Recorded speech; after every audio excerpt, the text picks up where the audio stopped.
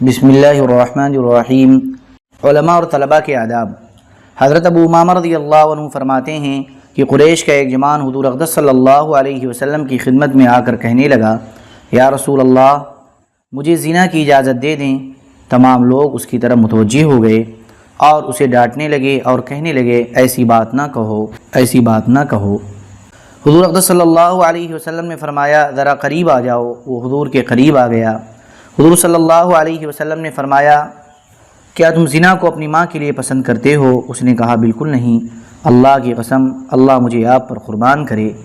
حضور نے فرمایا، نہ ہی دوسرے لوگ اسے اپنی ماں کے لیے پسند کرتے ہیں۔ پھر آپ نے فرمایا، کیا تم اسے اپنی بیٹی کے لیے پسند کرتے ہو؟ اس نے کہا، بالکل نہیں، اللہ کی قسم، یا رسول اللہ، اللہ مجھے آپ پر قربان کرے۔ حضور صلی اللہ علیہ وسلم نے فرمایا، اور نہ ہی اور لوگ اسے اپنی بیٹیوں کے لیے پسند کرتے ہیں۔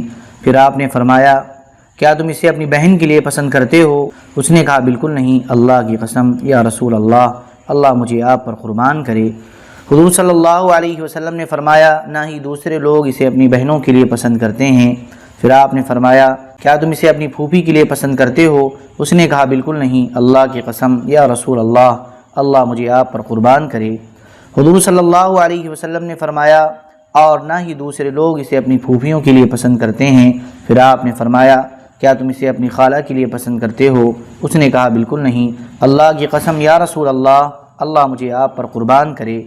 حضور صلی اللہ علیہ وسلم نے فرمایا، اور نہ ہی دوسرے لوگ اسے اپنی خالہوں کے لیے پسند کرتے ہیں۔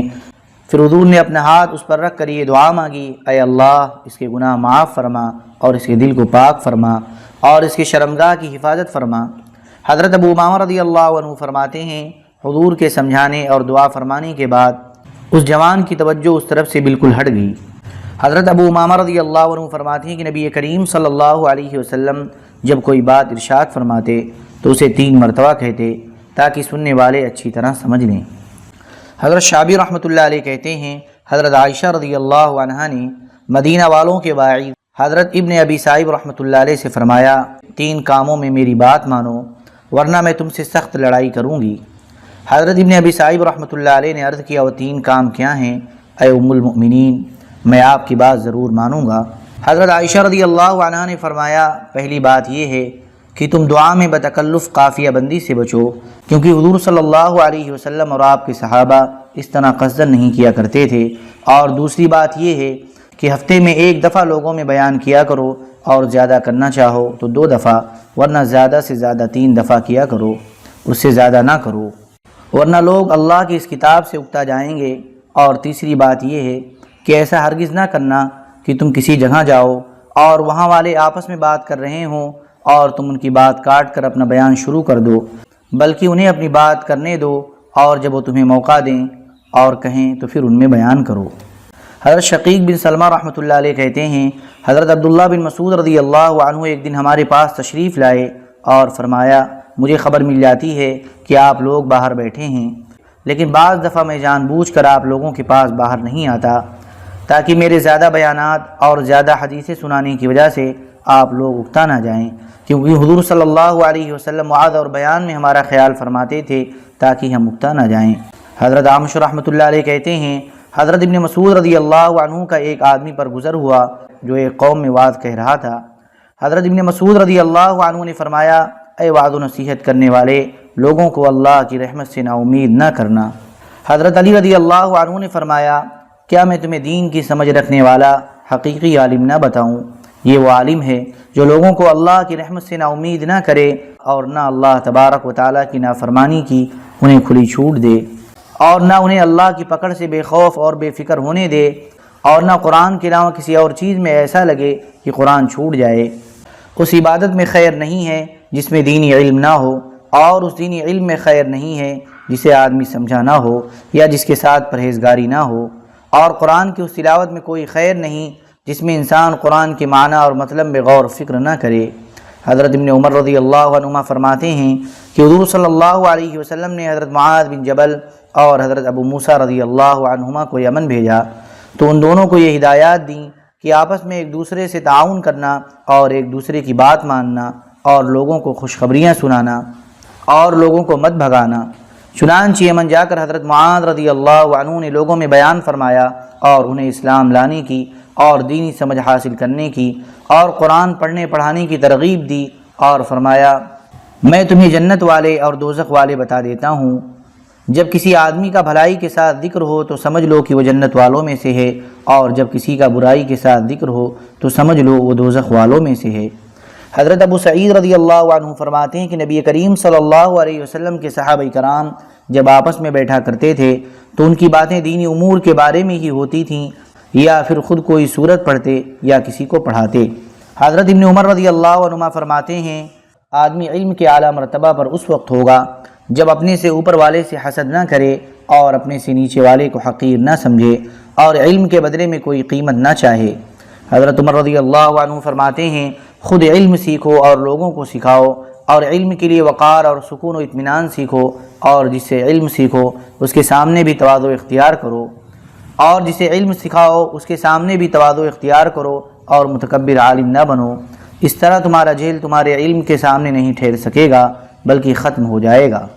حضرت علی رضی اللہ عنہ نے فرمایا تمہیں سکھانے والے عالم کا یہ حق ہے کہ تم اس سے سوال زیادہ نہ کرو اور اسے جواب دینے کی مشقت میں نہ ڈالو، یعنی اسے مجبور نہ کرو، اور جب وہ تم سے دوسری طرف منہ پھیر لے تو پھر اس پر اصرار نہ کرو، اور جب وہ تھک جائے تو اس کے کپڑے نہ پکڑو، اور نہ ہاتھ سے اس کی طرف اشارہ کرو اور نہ آنکھوں سے، اور اس کی مجلس کا کچھ نہ پوچھو اور اس کی لغزشیں تلاش نہ کرو، اور اگر اس سے کوئی لغزش ہو جائے تو تم اس کا لغزش سے رجوع کا انتظار کرو، اور جب وہ رجوع کر لے تو تم اسے قبول کر لو، اور یہ بھی نہ کہو کہ فلاں نے آپ کی بات کے خلاف بات کہی ہے، اور اس کے کسی راز کا افشا نہ کرو، اور اس کے پاس کسی کی غیبت نہ کرو، اس کے سامنے اور اس کی پیٹھ پیچھے دونوں حالتوں میں اس کے حق کا خیال رکھو، اور تمام لوگوں کو سلام کرو لیکن اسے بھی خاص طور سے کرو، اور اس کے سامنے بیٹھو، اگر اسے کوئی ضرورت ہو تو دوسروں سے آگے بڑھ کر اس کی خدمت کرو، اور اس کے پاس جتنا بھی وقت تمہارا گزر جائے تنگ دل نہ ہونا، کیونکہ یہ عالم کھجور کے درخت کی طرح ہے جسے ہر وقت کسی نہ کسی فائدے کے حاصل ہونے کا انتظار رہتا ہے، اور یہ عالم اس روزے دار کے درجے میں ہے جو اللہ کے راستے میں جہاد کر رہا ہو۔ جب ایسا عالم مر جاتا ہے تو اسلام میں ایسا شگاف پڑ جاتا ہے جو قیامت تک پر نہیں ہو سکتا، اور آسمان کے 70,000 مقرب فرشتے طالب علم کے ساتھ اکرام کے لیے چلتے ہیں۔ حضرت انس بن مالک رضی اللہ عنہ کی ولد باندی حضرت جمیلہ رحمۃ اللہ علیہ کہتی ہیں کہ جب حضرت ثابت بنانی رحمہ اللہ حضرت انس رضی اللہ عنہ کی خدمت میں آتے تو حضرت انس رضی اللہ عنہ فرماتے اے لونڈیا ذرا خوشبو لانا تاکہ میں اپنے ہاتھوں کو لگا لوں، یہ ثابت کی ماں کا بیٹا یعنی خود حضرت ثابت جب تک میرے دونوں ہاتھوں کو چوم نہیں لے گا اس وقت تک راضی نہیں ہوگا۔ حضرت ابن عباس رضی اللہ عنہما فرماتے ہیں میں حضرت عمر بن خطاب رضی اللہ عنہ سے ایک بات پوچھنا چاہتا تھا، لیکن ان کے رعب اور ہیبت کی وجہ سے میں ان سے 2 سال تک نہ پوچھ سکا، یہاں تک کہ کسی سفر حج یا سفر عمرہ میں حضرت عمر رضی اللہ عنہ کسی ضرورت کے لیے مر الظہران کی وادی میں اراک مقام پر اپنے ساتھیوں سے پیچھے رہ گئے اور مجھے تنہائی کا موقع مل گیا تو میں نے کہا اے امیر المؤمنین میں آپ سے 2 سال سے ایک بات پوچھنا چاہتا ہوں لیکن صرف آپ کی ہیبت کی وجہ سے نہ پوچھ سکا۔ انہوں نے فرمایا ایسا مت کرو، جب کسی بات کے مجھ سے پوچھنے کا ارادہ ہوا کرے تو فوراً پوچھ لیا کرو، اگر مجھے وہ بات معلوم ہوگی تو میں تمہیں بتا دوں گا ورنہ کہہ دوں گا مجھے معلوم نہیں، پھر تم اس آدمی سے پوچھ لینا جو اسے جانتا ہو۔ میں نے کہا وہ 2 عورتیں کون ہیں جن کے بارے میں اللہ تبارک و تعالیٰ نے سورہ تحریم میں فرمایا ہے کہ وہ دونوں حضور صلی اللہ علیہ وسلم کے مقابلے میں ایک دوسرے کی مددگار بنی تھیں؟ حضرت عمر رضی اللہ عنہ نے فرمایا وہ حضرت عائشہ اور حضرت حفصہ رضی اللہ عنہما تھیں۔ اس کے بعد اور لمبی حدیث ذکر کی ہے۔ حضرت سعید بن مسیب رحمۃ اللہ علیہ کہتے ہیں میں نے حضرت سعد بن مالک رضی اللہ عنہ سے کہا میں آپ سے کچھ پوچھنا چاہتا ہوں لیکن آپ سے ڈر بھی لگتا ہے۔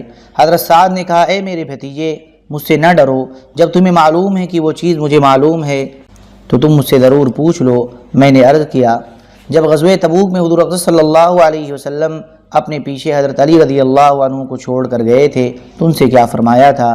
حضرت سعد نے کہا حضور صلی اللہ علیہ وسلم نے فرمایا تھا اے علی کیا تم اس بات پر راضی نہیں ہو کہ تم میرے لیے ایسے ہو جاؤ جیسے کہ حضرت ہارون علیہ السلام حضرت موسیٰ علیہ السلام کے لیے تھے؟ کوہ طور پر جاتے وقت حضرت موسیٰ علیہ السلام حضرت ہارون علیہ السلام کو پیچھے چھوڑ کر گئے تھے۔ حضرت عثمان بن عبداللہ بن موہب رحمہ اللہ کہتے ہیں حضرت جبیر بن مطعم رضی اللہ عنہ کا پانی کے ایک چشمے پر گزر ہوا، اس چشمے والوں نے ان سے میراث کے بارے میں پوچھا تو حضرت جبیر رضی اللہ عنہ نے فرمایا مجھے معلوم نہیں، لیکن تم لوگ میرے ساتھ کسی کو بھیج دو، میں معلوم کر کے اسے جواب بتا دوں گا۔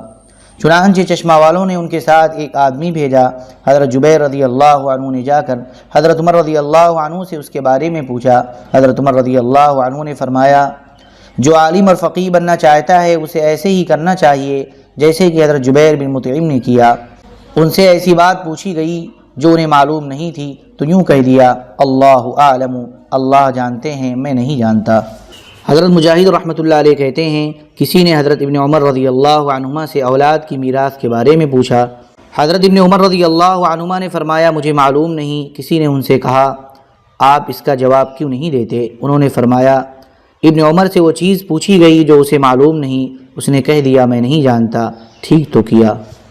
حضرت عروہ رضی اللہ عنہ کہتے ہیں حضرت ابن عمر رضی اللہ عنہما سے کسی چیز کے بارے میں پوچھا گیا تو انہوں نے فرمایا مجھے معلوم نہیں۔ جب وہ پوچھنے والا پشت پھیر کر چل پڑا تو حضرت ابن عمر رضی اللہ عنہما نے اپنے آپ سے کہا ابن عمر سے ایسی چیز پوچھی گئی جو اسے معلوم نہیں تو اس نے کہہ دیا مجھے معلوم نہیں۔ حضرت عقبہ بن مسلم رحمۃ اللہ علیہ کہتے ہیں میں مسلسل 34 مہینے حضرت ابن عمر رضی اللہ عنہما کی صحبت میں رہا۔ کئی دفعہ ایسا ہوا کہ آپ سے کوئی چیز پوچھی جاتی تو آپ کہہ دیتے میں نہیں جانتا، اور میری طرف متوجہ ہو کر فرماتے کیا تم جانتے ہو یہ لوگ کیا چاہتے ہیں؟ یہ لوگ ہماری پشتوں کو جہنم تک جانے کے لیے پل بنانا چاہتے ہیں۔ حضرت نافع رحمۃ اللہ علیہ کہتے ہیں کہ حضرت ابن عمر رضی اللہ عنہما سے کسی نے ایک مسئلہ پوچھا۔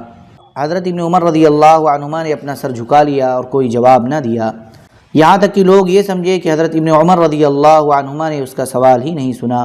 اس لیے اس آدمی نے کہا اللہ آپ پر رحم فرمائے، کیا آپ نے میرا سوال نہیں سنا؟ انہوں نے فرمایا سنا ہے، لیکن شاید آپ لوگ یہ سمجھتے ہیں کہ آپ لوگ ہم سے جو کچھ پوچھ رہے ہیں اللہ تبارک و تعالی ہم سے اس کے بارے میں باز پرس نہیں کرے گا، اللہ تم پر رحم کرے، ہمیں ذرا مہلت دو تاکہ ہم تمہارے سوال کے بارے میں سوچ لیں، اگر ہمیں اس کا کوئی جواب سمجھ میں آ گیا تو ہم تمہیں بتا دیں گے، اور اگر نہ آیا تو تمہیں بتا دیں گے کہ ہمیں معلوم نہیں۔ حضرت ابن مسعود رضی اللہ عنہ نے فرمایا اے لوگو جس آدمی سے ایسی بات پوچھی جائے جو اسے معلوم ہے تو وہ بتا دے، اور جسے معلوم نہیں وہ کہہ دے اللہ زیادہ جانتا ہے میں نہیں جانتا، کیونکہ یہ بھی علم میں سے ہے کہ جس بات کو آدمی نہیں جانتا اس کے بارے میں کہہ دے کہ اللہ زیادہ جانتا ہے۔ خود اللہ تبارک و تعالی نے اپنے نبی صلی اللہ علیہ وسلم کو ارشاد فرمایا ہے قُلْ مَا أَسْأَلُكُمْ عَلَيْهِ مِنْ أَجْرٍ وَمَا أَنَا مِنَ الْمُتَكَلِّفِينَ۔ ترجمہ آپ کہہ دیجئے کہ میں تم سے اس قرآن کی تبلیغ پر نہ کچھ معاوضہ چاہتا ہوں اور نہ میں بناوٹ کرنے والوں میں سے ہوں۔ حضرت عبداللہ بن بشیر رحمۃ اللہ علیہ کہتے ہیں کہ حضرت علی بن ابی طالب رضی اللہ عنہ سے ایک مسئلہ پوچھا گیا تو انہوں نے فرمایا مجھے معلوم نہیں، پھر فرمایا اس بول سے میرے جگر کو بہت زیادہ ٹھنڈک پہنچی ہے کہ مجھ سے ایسی بات پوچھی گئی جو مجھے معلوم نہیں اور میں نے کہہ دیا مجھے معلوم نہیں۔ حضرت یحییٰ بن سعید رحمۃ اللہ علیہ کہتے ہیں کہ حضرت ابن عباس رضی اللہ عنہما نے فرمایا جب کوئی عالم میں نہیں جانتا کہنا چھوڑ دیتا ہے تو سمجھ لو کہ وہ اپنی ہلاکت کی جگہ پر پہنچ گیا ہے۔ حضرت مالک رحمۃ اللہ علیہ کہتے ہیں کہ حضرت ابن عباس رضی اللہ عنہما فرمایا کرتے تھے کہ جب کوئی عالم میں نہیں جانتا کہنے سے چوک جائے تو سمجھ لو کہ وہ اپنی ہلاکت کی جگہ پر پہنچ گیا ہے۔ حضرت مکحول رحمہ اللہ کہتے ہیں کہ حضرت عمر رضی اللہ عنہ لوگوں کو حدیثیں سناتے اور جب دیکھتے کہ یہ تھک گئے ہیں اور اکتا گئے ہیں تو انہیں پودے لگانے میں مشغول کر دیتے۔ حضرت عبداللہ بن مصعب رحمۃ اللہ علیہ کہتے ہیں کہ ایک دفعہ حضرت عمر بن خطاب رضی اللہ عنہ نے فرمایا عورتوں کا مہر 40 وقیہ، ایک وقیہ 40 درہم کا ہوتا ہے، اس سے زیادہ مقرر نہ کرو، چاہے دل غصہ قیس بن حسین حارثی جیسے سردار کی بیٹی کیوں نہ ہو، جو اس سے زیادہ مقرر کرے گا میں وہ زائد رقم لے کر بیت المال میں جمع کر دوں گا۔ اس پر عورتوں کی صف میں سے ایک عورت کھڑی ہوئی جس کا قد لمبا تھا اور ناک چپٹی تھی، اور اس نے کہا آپ کو ایسا کرنے کا اختیار نہیں ہے۔ حضرت عمر نے فرمایا کیوں؟ اس عورت نے کہا کیونکہ اللہ تبارک و تعالی نے فرمایا ہے وَإِنْ آتَيْتُمْ إِحْدَاهُنَّ قِنْطَارًا فَلَا تَأْخُذُوا مِنْهُ شَيْئًا۔ ترجمہ اور جب تم اس ایک کو انبار کا انبار مال دے چکے ہو تو تم اس میں سے کچھ بھی مت لو۔ تو حضرت عمر رضی اللہ عنہ نے فوراً کہا عورت نے ٹھیک کہا، مرد نے غلطی کی، یعنی عمر نے۔ حضرت محمد بن کعب قرظی رحمۃ اللہ علیہ کہتے ہیں کہ ایک آدمی نے حضرت علی رضی اللہ عنہ سے کوئی مسئلہ پوچھا۔ حضرت علی رضی اللہ عنہ نے اس کا کچھ جواب دیا۔ اس آدمی نے کہا، یا امیر المؤمنین، مسئلہ اس طرح نہیں ہے بلکہ اس طرح ہے۔ حضرت علی رضی اللہ عنہ نے فوراً کہا، تم نے ٹھیک کہا، میری بات غلط تھی۔ وفوق کل ذی علم علیم۔ ترجمہ، اور ہر جاننے والے کے اوپر اس سے زیادہ جاننے والا ہوتا ہے۔ حضرت سعید بن مسیب رحمۃ اللہ علیہ کہتے ہیں کہ بعض دفعہ حضرت عمر بن خطاب اور حضرت عثمان بن عفان رضی اللہ عنہما کا آپس میں کسی مسئلہ میں اتنا جھگڑا ہو جاتا تھا کہ دیکھنے والا یوں سمجھتا تھا کہ اب شاید یہ دونوں کبھی آپس میں اکٹھے نہیں ہوں گے، لیکن وہ دونوں جب اس مجلس سے اٹھتے تو ایسا لگتا کہ کوئی بات ہوئی ہی نہیں تھی، بالکل ٹھیک ٹھاک ہوتے۔